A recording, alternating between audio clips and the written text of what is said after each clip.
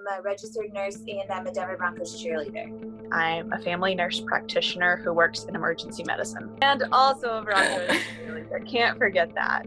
We're used to seeing them on the sidelines at every football game, but now 3 Denver Bronco cheerleaders are part of a global team effort in the battle against COVID-19. Gabriela, Alexandria, and Katherine have all traded in their pom-poms for large face masks and protective gear. That's really kind of the cherry on top for all of us, is being able to do things that we're so passionate about, which is not only helping people and working in the medical profession, but also being able to cheer on our fans and interacting with our community is something that we all enjoy so much. There's been a lot of speculation about the upcoming NFL season and whether it'll be delayed or canceled.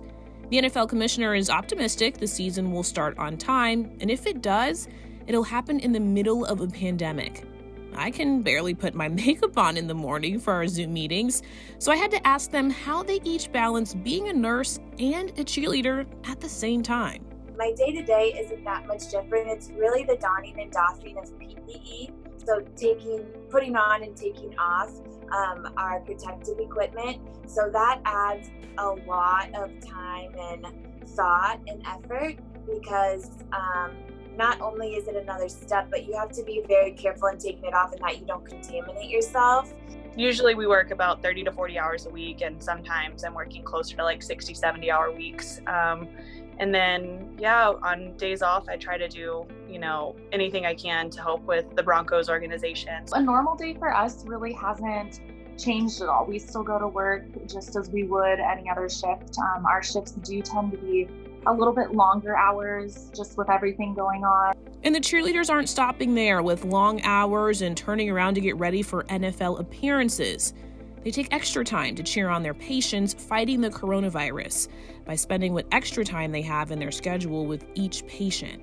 I think we as nurses, we're not only their nurses, but we're their counselors, helping try to get them through this time. And we're also acting as their family right now, because we're the only people that they have. So they're really excited to see us each and every shift, and we're there to be there for them and advocate for them as best we can. The stereotype of a cheerleader is to always be peppy, but when dealing with a nightmare straight out of a movie type scenario, it takes a toll on everyone, even a cheerleader.